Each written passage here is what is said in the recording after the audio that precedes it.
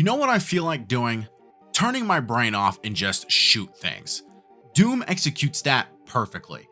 Now, I never grew up with the Doom franchise, ultimately because my mother wouldn't allow me to play these games. However, I did end up watching the movie Doom that came out in 2005, and for how terrible that movie is, it is a huge guilty pleasure of mine. So recently I just heard how amazing Doom Eternal is, and I want to be able to experience that.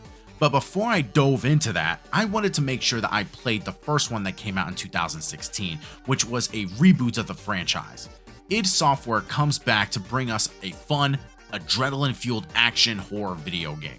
So the story of Doom is pretty simple. There is a research facility on Mars that has been gathering resources and energy, which has been overcome by demons and monsters. You, the Doom guy, wake up chained to a sarcophagus. You escape, put on your armor, and start your journey to stopping the forces of hell and sending them back to where they came from. The game is pretty much just non-stop action and gore.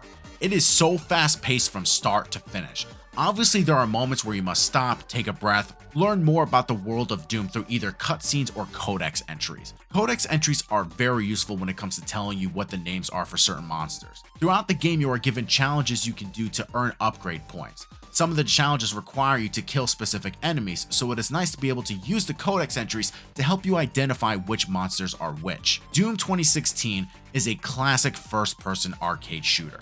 This game doesn't try to be realistic at all like the other FPS games that are out there like Call of Duty or Battlefield. Games like this are such a breath of fresh air, and I wish I got into the series sooner. When I say arcade, the game has ammo and shields that you can pick up that are just scattered throughout the levels. You don't need to find them in chests, buy them from merchants, or go to any kind of weapons depot, and there is no explanation for why they're all just spread out like this, because they are. It just is what it is, and I love it. You can also find power-ups that allow you to either have extra damage, run faster, or go into berserk mode, which allows you to kill enemies in one hit. It is so much fun, and I never got bored in this game. Like I said earlier, I am happy that a game like Doom exists because I can just turn my brain off and just kill mindlessly.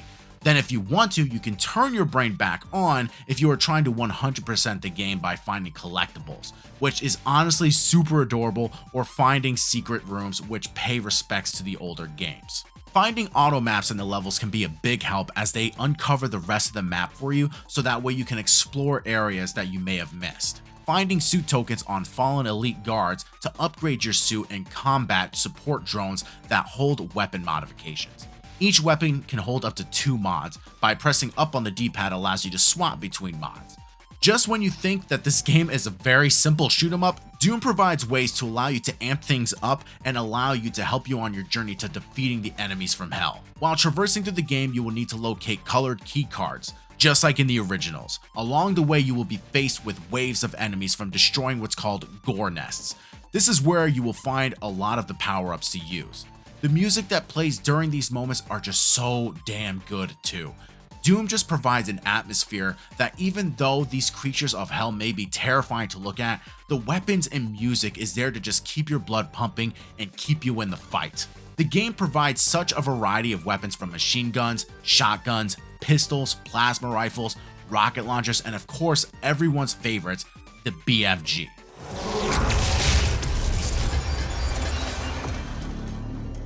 You also have equipment like hand grenades, but I'll be honest, I forgot to use them half the time. The ability to execute enemies can be very fun, especially considering that different enemies have different types of executions you can perform.